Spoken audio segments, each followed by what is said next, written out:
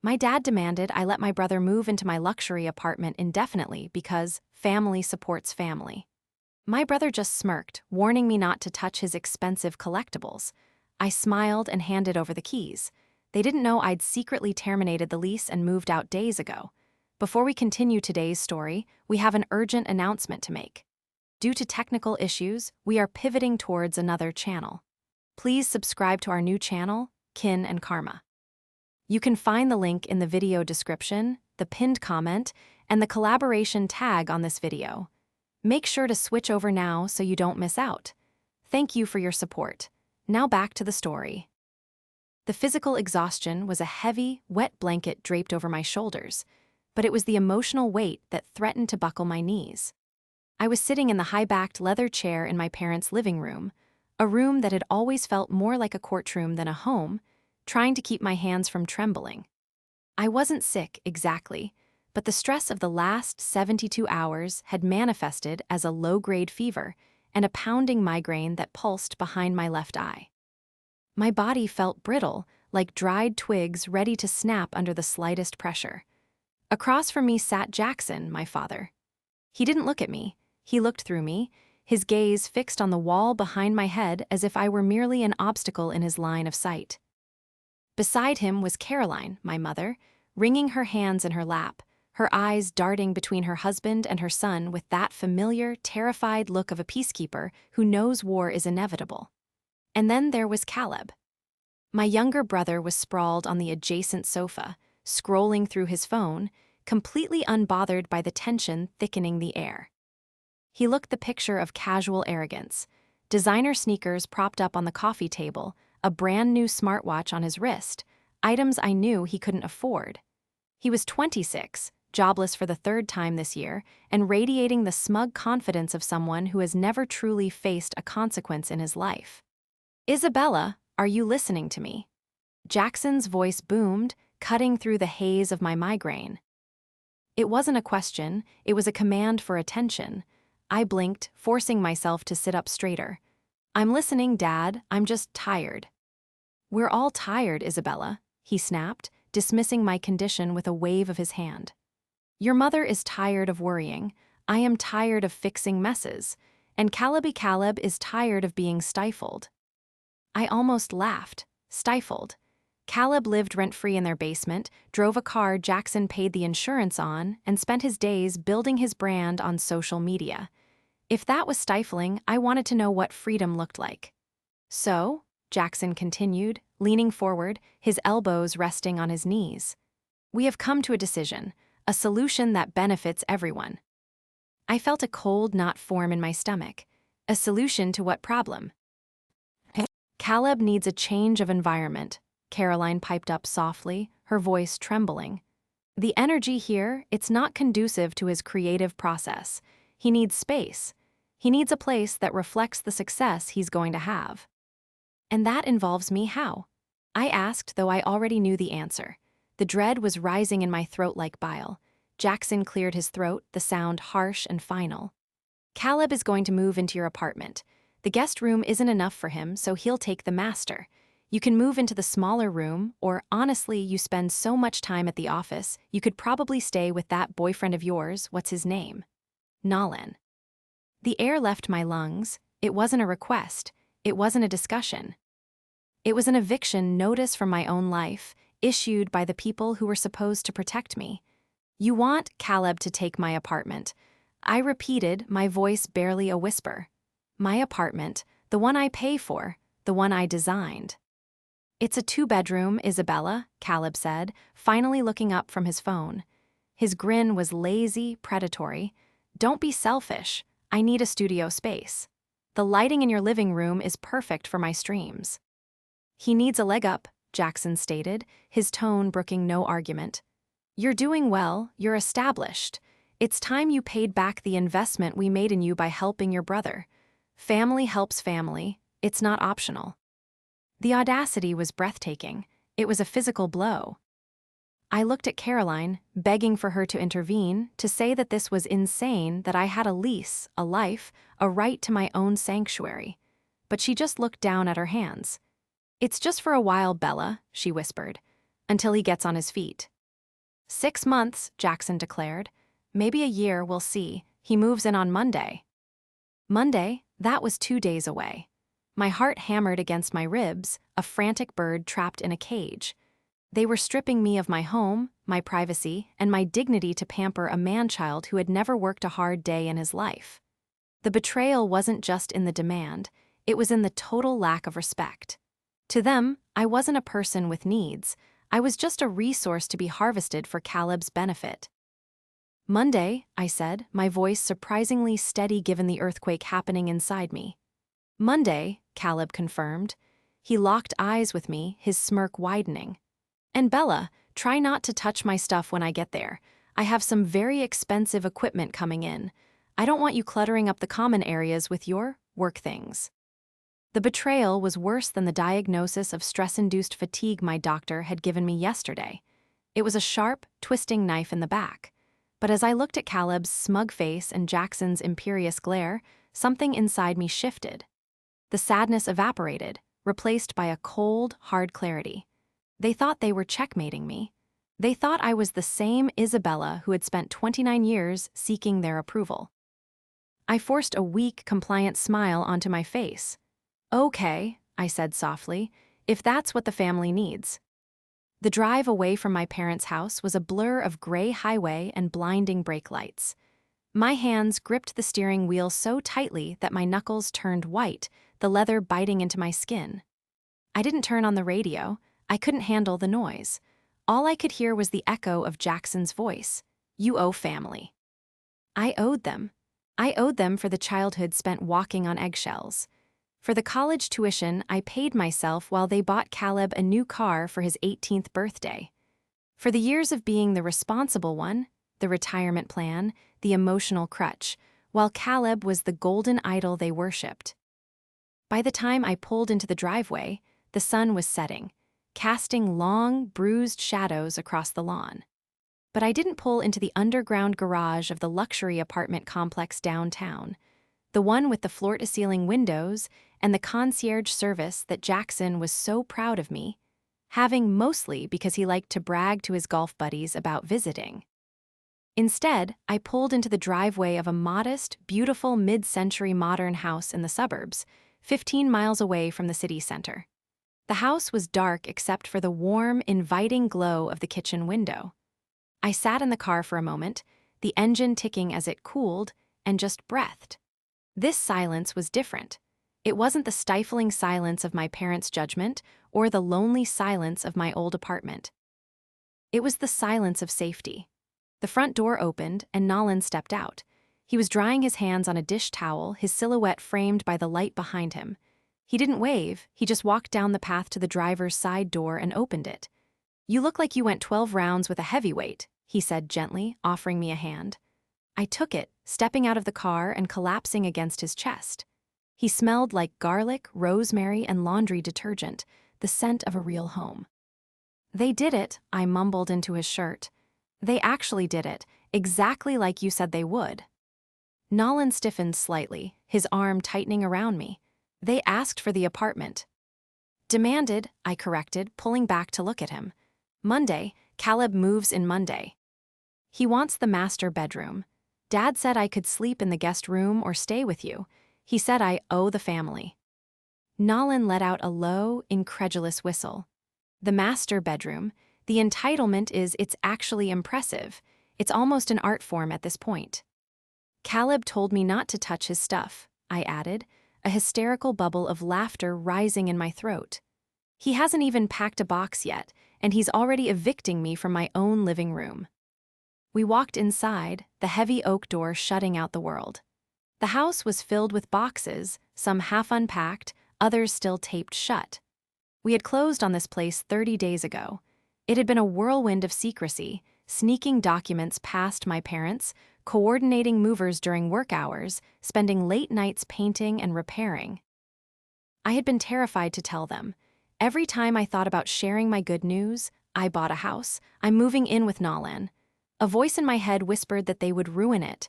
They would critique the neighborhood, mock the size, or worse, see the extra bedrooms as space for Caleb. So I had said nothing. Come on, Nolan said, guiding me to the kitchen island where a glass of wine was waiting. Sit. Drink. Did you tell them? No, I said, taking a long sip of the red wine. It tasted like relief. I just smiled and said okay. Nolan's eyebrows shot up. You said okay. I didn't have the energy to fight them, Nolan. If I told them I was moving, Dad would have demanded the keys to the new house. He would have insisted Caleb needed the suburban peace to find himself. If I told them I was keeping the apartment, they would have guilted me until I broke. I looked around the kitchen, my kitchen. The cabinets I had picked out, the light fixtures I had installed with my own hands. They think I'm going back to the apartment tonight to clean it for the prince, I said, my voice hardening. They think on Monday, Caleb creates his content studio in my living room. But they forgot one crucial thing, Nolan said, a slow smile spreading across his face. Yeah, I whispered, the ghost of a smile touching my own lips for the first time that day. They forgot that my lease had a strict clause about unauthorized long-term guests, and they definitely forgot that I'm not the owner of that apartment. I reached into my purse and pulled out a heavy envelope. It was the final inspection paperwork from my landlord. I terminated the lease yesterday, I said, tapping the envelope against the granite counter. I paid the breakage fee. The keys I have in my pocket. They don't work anymore. The locks were changed this morning for the cleaning crew. Nolan laughed, a rich, genuine sound. So, on Monday. On Monday, I said, Caleb isn't moving into his sister's luxury apartment. He's trying to break into a unit that's already been leased to a nice couple from Chicago. It was a dangerous game. I knew the fallout would be nuclear. But looking at the bruises on my spirit from years of their neglect, I realized I didn't care about the explosion. I just wanted to be far away when the bomb went off. To understand why I did it, why I let them walk into a trap with a smile on my face, you have to understand the history of Caleb. Caleb was the miracle baby. Born when my parents had given up on having a second child, he arrived like a messiah. I was 3 years old, and from the moment he came home, I ceased to be the daughter and became the assistant. When Caleb was 10, he broke a neighbor's window with a baseball. Jackson made me go over and apologize, claiming I was supervising him poorly. I paid for the window with my allowance. When Caleb was 16, he got caught shoplifting expensive sunglasses. Caroline cried for days, not because of what he did, but because the stress was so hard on him. They hired a top-tier lawyer to get the record expunged. They paid for it by taking money out of the college fund my grandmother had left for me. You're smart, Isabella, Jackson had said. You'll get scholarships. Caleb needs this fresh start. I did get scholarships. I worked 3 jobs. I graduated with honors and built a career in high-end interior architecture. I designed spaces for tech moguls and law firms. I built a life of precision, beauty, and order. Caleb built a life of chaos. He dropped out of 3 different colleges.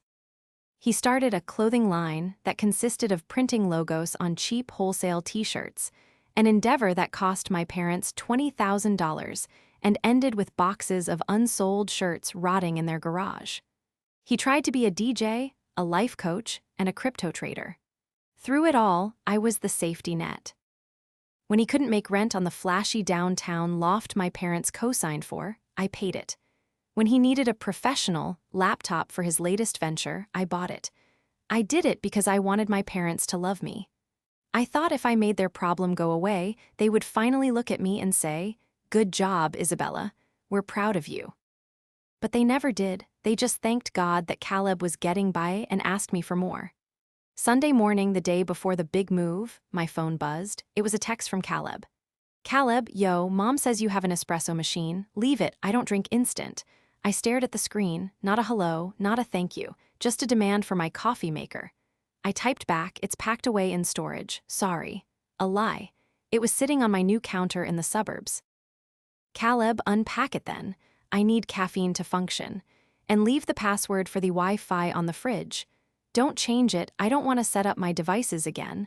I didn't reply. I couldn't. Later that afternoon, I received a call from an unknown number. It was a woman with a sharp, syrupy voice. "Is this Isabella?" "Yes," I answered, wary. "Hi, this is Jessica from the leasing office at the Meridian.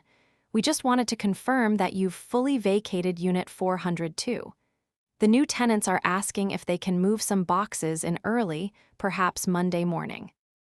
My heart skipped a beat. This was real. "Yes," I said, my voice steady. "I'm completely out. The unit is empty. I dropped the keys in the drop box last night." "Wonderful," Jessica chirped. "We've rekeyed the lock this morning, so everything is secure. We'll be doing the final walkthrough with the new tenants at 9:00 a.m. Monday. Thank you for being such a great resident, Isabella." "Thank you, Jessica." I hung up and looked at the clock. It was 4:00 p.m. on Sunday. At my parents' house, Caleb was likely packing his bags, or rather, watching Caroline pack them for him. He was probably fantasizing about his new bachelor pad, visualizing where he'd put his gaming rig, how he'd host parties in the lounge I paid for. The antagonist of my life wasn't just my brother. It was the entire delusional system my family had built. Caleb was the figurehead, the polished, smiling face of their dysfunction. He was handsome in a slick, shallow way. He had perfected the art of looking successful while being completely hollow. He wore suits to meetings that were just coffee dates with friends. He talked about synergy and ROI but couldn't balance a checkbook. He was a parasite in a Gucci belt.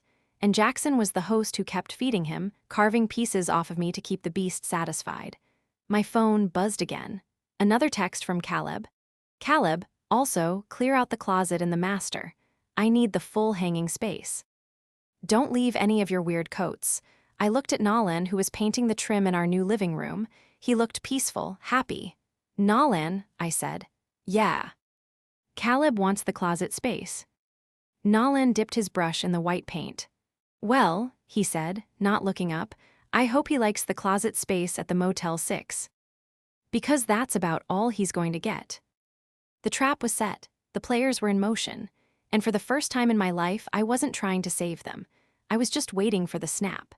Monday morning arrived not with a bang, but with the deceptive calm of a hurricane's eye. I woke up at 6:00 a.m. in my new house, the silence wrapping around me like a protective cloak. Nolan was already up, brewing coffee in the kitchen, the scent of roasted beans drifting down the hallway. I didn't have to rush to the office. I had taken a personal day, a moving day, I told my boss, though she assumed I was just settling into a new apartment, not orchestrating the demolition of my family dynamics. My phone, which I had silenced the night before, was already lighting up. 3 missed calls from my mother, 2 texts from Caleb, 1 voicemail from my dad. I sat at the kitchen island, clutching my mug with both hands, staring at the screen. My heart hammered a frantic rhythm against my ribs. This was the point of no return. "Caleb, 7:15 a.m., where are the keys? Mom said you'd leave them under the mat. Not cool." "Caleb, 7:45 a.m., seriously, Bella, I have movers coming at 9. Answer your phone." "Dad, voicemail, Isabella, pick up. Your brother is waiting outside your building. This is ridiculous. Call me immediately." I didn't call. Instead, I opened my laptop. I had spent the last week meticulously building a dossier. If they were going to come for me, and they would, I needed leverage that went beyond a terminated lease. I needed to expose the rot at the center of their demands. I pulled up the shared family cloud account. Years ago, I had set it up to help my parents organize their finances. They had forgotten I had admin access. I scrolled through the recent uploads, bank statements, credit card bills, emails. What I found made my blood run cold. There were withdrawals from my parents' retirement account, large ones, 5,000 here, 10,000 there. All transferred to an account labeled Caleb Ventures LLC. But that wasn't the worst part. I found an email thread between my father and a loan officer. Subject: Second mortgage inquiry, 123 Oak Street. That was my parents' house. They were trying to take out a second mortgage. The reason listed on the application: home renovations investment. But scrolling further down, I found the truth in an email from Caleb to Dad. "Just need $50K for the crypto buy-in, Dad. It's a sure thing. triple returns by Christmas. Then I can pay you back for everything." My stomach churned. Caleb wasn't just unemployed, he was gambling away their future. And my father was enabling it, risking the roof over their heads for a pipe dream. "They're broke," I whispered, the realization hitting me like a physical blow. Nolan looked up from his toast, concern etching his features. "What?" "My parents," I said, turning the laptop screen toward him. "They're refinancing the house to fund Caleb's crypto scheme. That's why they need him out of the basement. They probably need to show the bank that they have rental potential, or just, they can't afford to feed him anymore." "Jesus," Nolan breathed. "So moving him into your place wasn't just about space. It was about offloading his expenses onto you." "Exactly," I said, a cold fury settling in my chest. "They wanted me to subsidize his lifestyle so they could gamble the rest of their money away." My phone buzzed again. This time, it was a text from the leasing office. "Jessica, leasing agent. Hi, Isabella, just a heads up. There's a young man in the lobby claiming to be your brother. He's very insistent. He says he's moving in. The new tenants are arriving in 30 minutes. Should we call security?" I typed back, "He doesn't live here. He is not on the lease. If he causes a scene, please do whatever you need to do." I hit send. My hands were shaking, but not with fear anymore, with adrenaline. "It's time," I told Nolan. "I need to go there." "You don't have to," Nolan said quickly. "You can stay here, turn off the phone." "No," I said, standing up. "If I don't face them now, they'll never stop. They'll come here next. I need to end this."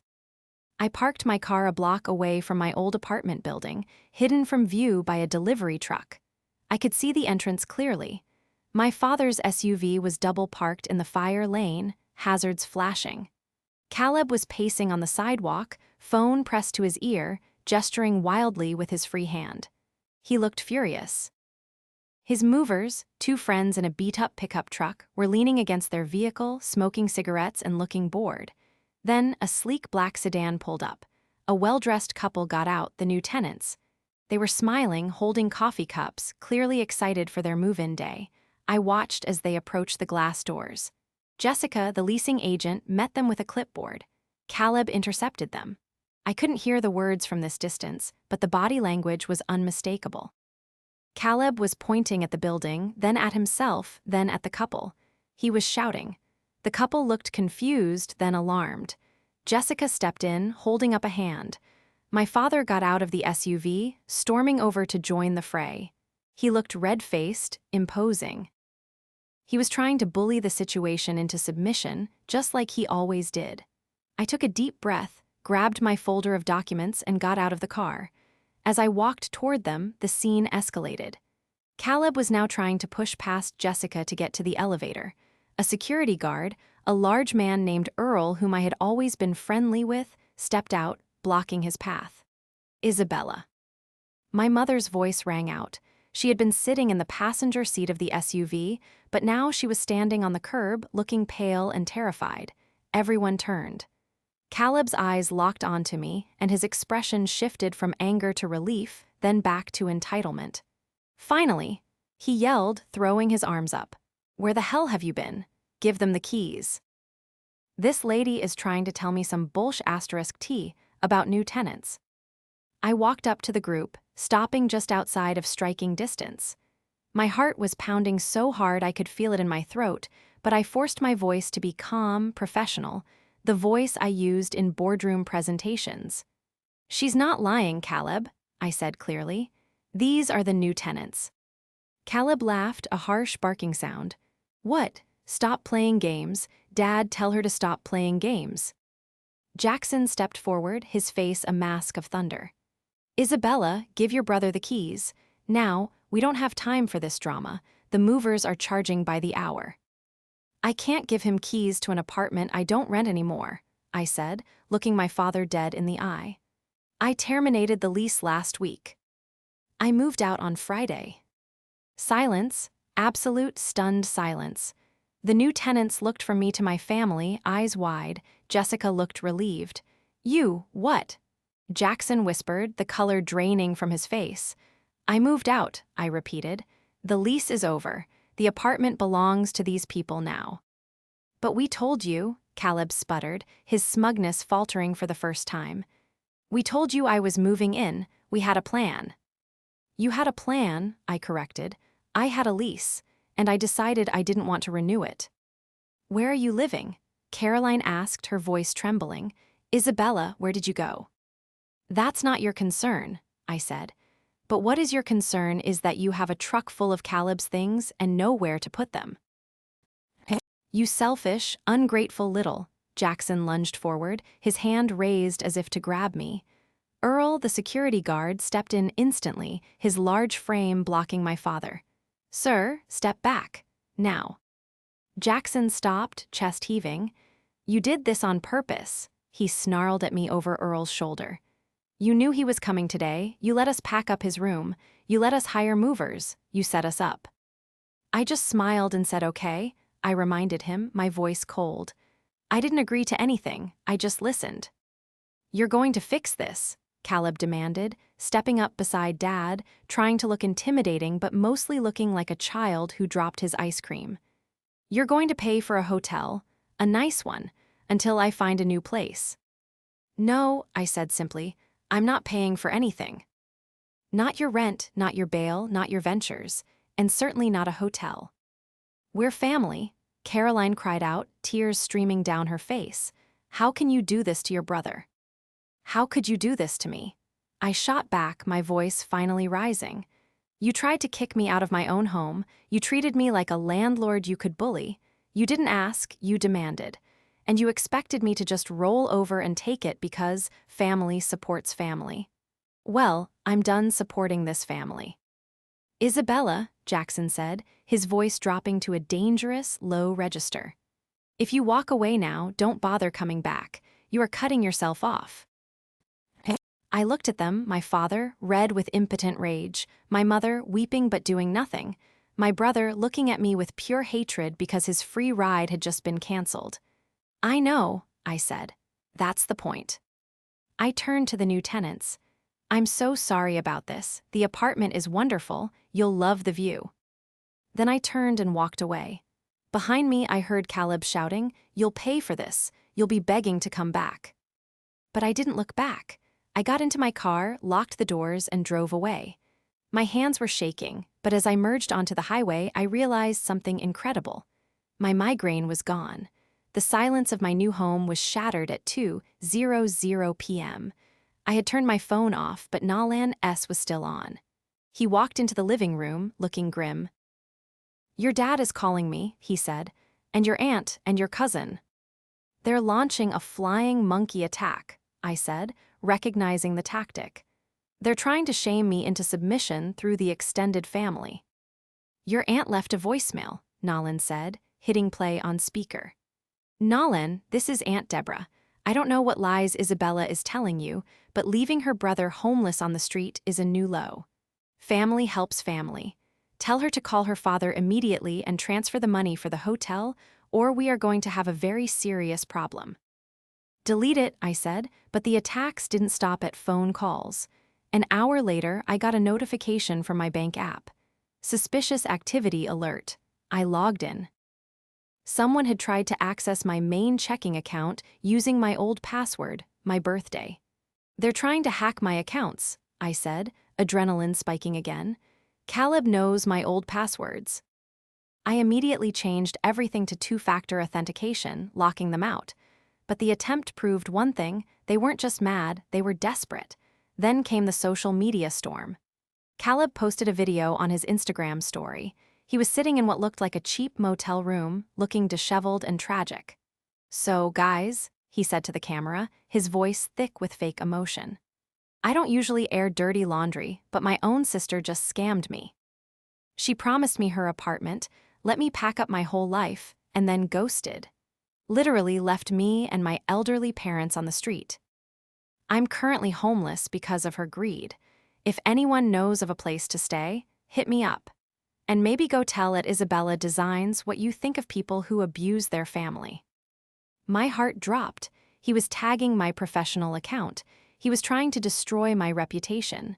Within minutes, comments started appearing on my latest design posts. Heartless. Imagine doing that to your own brother. Unprofessional and cruel. He's crossing a line, Nolan said, his jaw tight. This affects your business. He wants a reaction, I said, pacing the room. He wants me to panic and pay him off to take it down. So what do we do? We nuke him, I said, with the truth. I opened my laptop again. I had the dossier. I had the bank records showing the thousands of dollars I had given him over the years. I had the text messages where he demanded my coffee maker and told me not to touch his stuff. But I needed something more definitive. I needed to prove that his homelessness was a lie of his own making. I called my friend Sarah, who worked in real estate law. Sarah, I said, is there any public record of a foreclosure or a lien on my parents' house? Give me 5 minutes, she said. 4 minutes later, she called back. Isabella, your parents aren't just refinancing. They're in pre-foreclosure. They haven't paid their mortgage in 6 months. The world spun. 6 months. But Dad makes good money, I stammered. Where did it go? There are 3 liens on the property, Sarah continued. 1 from a contractor and 2 from a crypto-first lending group. High-interest, predatory loans. It all clicked. Caleb hadn't just drained their savings. He had convinced them to leverage the house for his schemes. They were broke not because of bad luck, but because they had bet the farm on a horse that couldn't run. They needed me out of the apartment not just for Caleb, I realized, but because they're about to lose their house too. They were planning to move in with him, or with me. If I hadn't moved, I would have had 3 unemployed adults living in my 2-bedroom apartment within a month. I have to stop this, I said. Not for them, for me. I drafted a post for my own social media. I didn't want to do it, but I had to protect my career. I posted a single image, a screenshot of the text messages from Caleb demanding my apartment and my things, juxtaposed with the foreclosure notice Sarah had sent me with sensitive info redacted. Caption: Since my family has decided to make private matters public, I did not promise my apartment to anyone. I was told to vacate my own home so my brother could have space. I declined by moving out.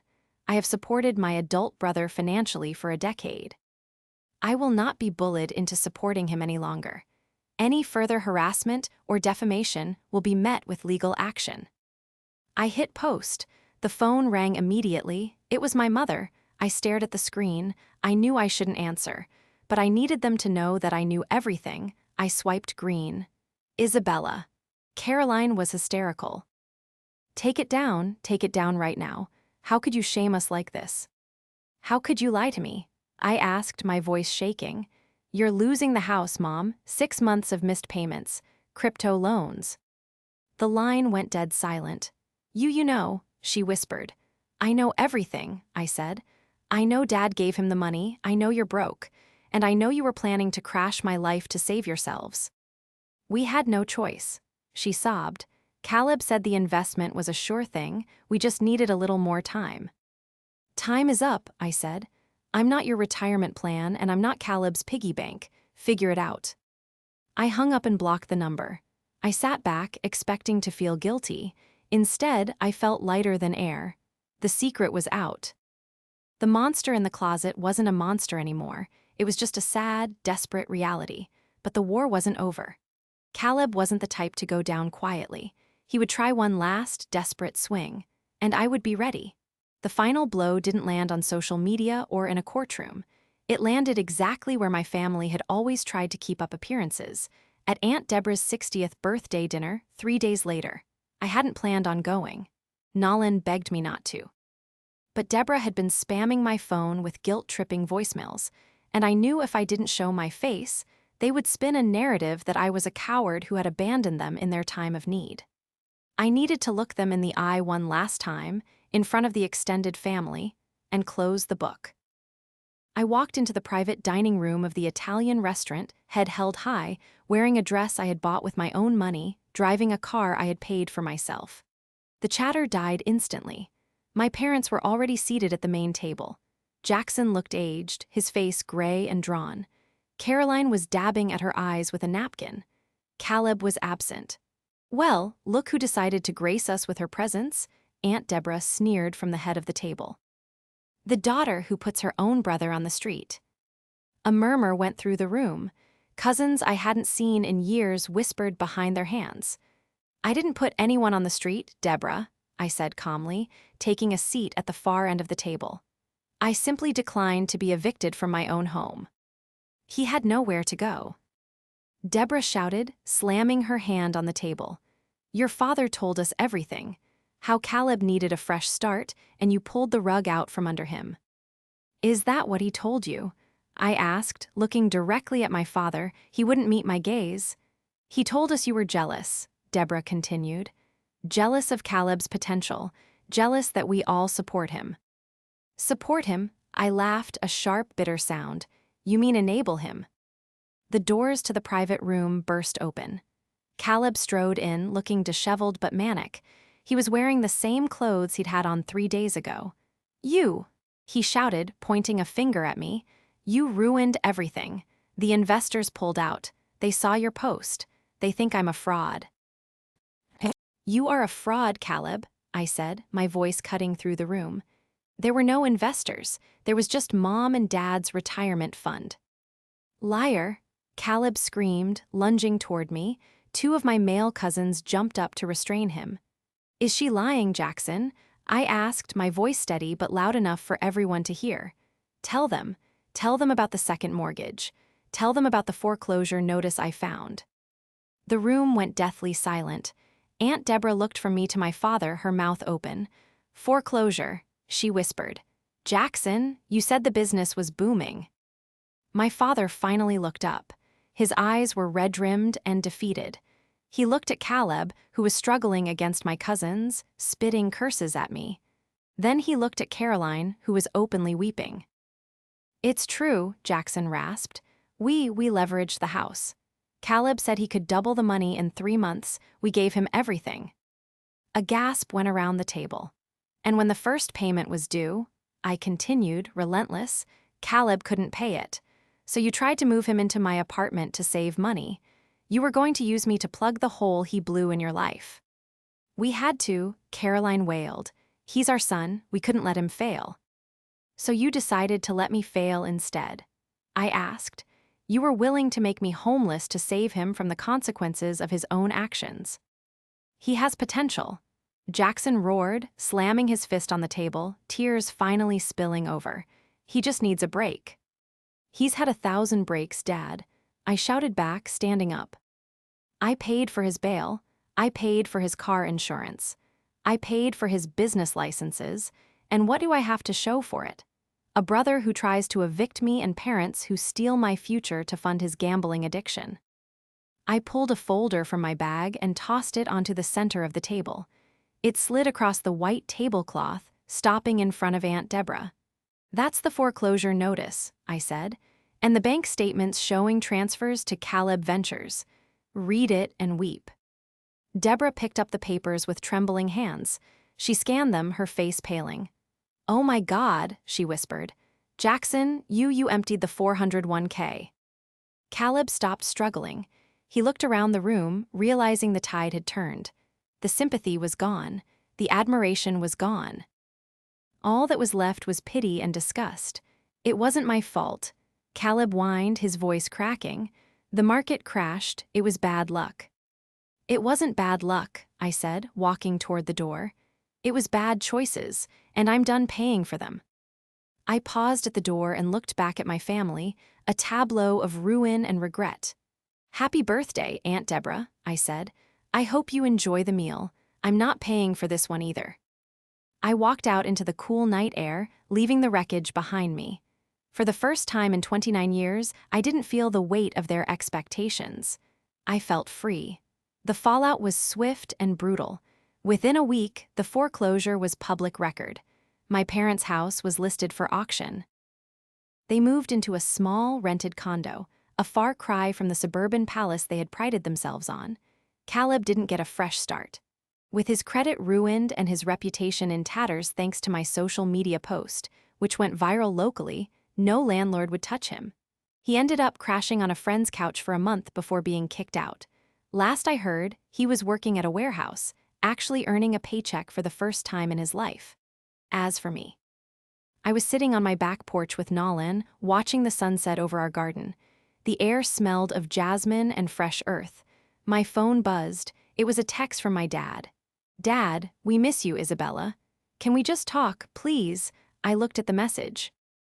A part of me, the old part, the daughter who just wanted to be loved, wanted to reply, wanted to fix it. But then I looked at Nolan. I looked at my house. I looked at the piece I had built. "What is it?" Nolan asked, seeing my expression. "Just spam," I said, deleting the message and blocking the number. "Good," Nolan said, clinking his glass against mine. "To freedom." To freedom, I echoed. I had lost my family, yes, but I had found myself. And looking back at the burning bridge, I didn't feel a shred of regret. I just felt warm.